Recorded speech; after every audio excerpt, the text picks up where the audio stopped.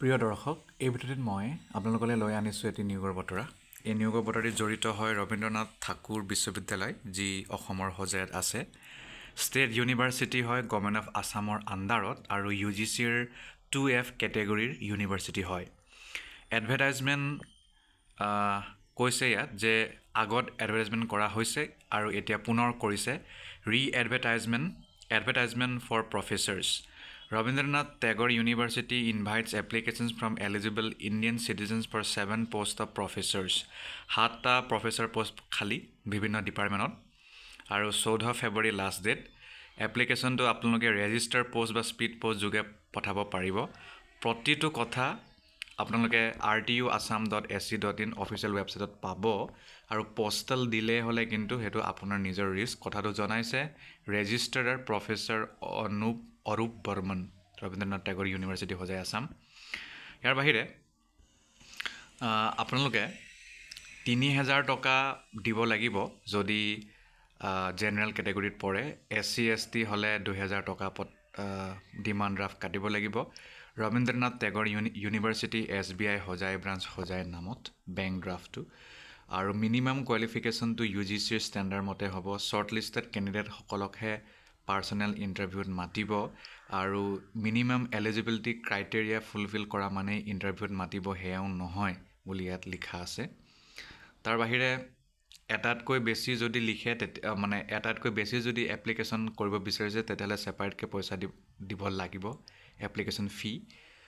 আৰু লাষ্ট ডেটৰ পিছত দিলে গ্ৰহণ কৰা নহ'ব।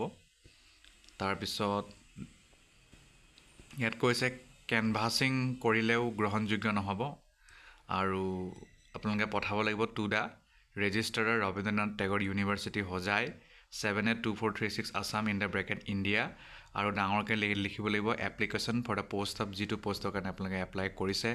এডভাৰটাইজমেণ্ট নম্বৰটো লিখিব লাগিব in the department of dash against the category of dash, যিটো কেটেগৰী হয় UR, OBC, SC, ST, hills, plain, সেইটো ইয়াত লিখিব লাগিব। তাৰপিছত ইয়াত কৈছে candidate will have to appear for the interview in the university decided venue at their own cost in person. নিজৰ পইচাৰে ইণ্টাৰভিউত যাব লাগিব, ইউনিভাৰ্চিটিতে হ'ব ইণ্টাৰভিউটো। আৰু services of the selected candidates will be govern by the act, ষ্টেটুট and regulations of the university and relevant rules and regulations of government of Assam and UGC। Assam চৰকাৰ UGC ৰুলৰ মতে আপোনাৰ চাকৰিটো চলিব।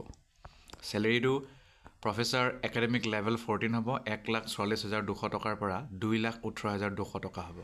1,44,200 টকাৰ পৰা 2,18,200 টকা। প্ৰফেচাৰ হিন্দী পদ খালী, হিন্দী প্ৰফেচাৰ UGC নৰ্মছৰ মতে হ'ব। এটা পদ খালী আনৰিজাৰ্ভ, ৰষ্টাৰ পইণ্ট 1। অসমীয়া প্ৰফেচাৰ খালী UGC নিয়ম মতে হ'ব। এটা পদ খালী ST প্লেনৰ হয় এইটো।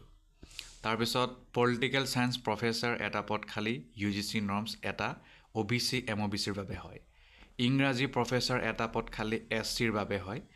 আৰু বটানী প্ৰফেচাৰ এটা পদ খালী লেটেষ্ট UGC নৰ্ম মতে হ'ব, OBC MOBCৰ বাবে হ'ব, ৰষ্টাৰ পইণ্ট নং 2। গতিকে এইকেইটাই কথা, আপোনালোকে যদি ইচ্ছা কৰে এপ্লাই কৰিব পাৰিব।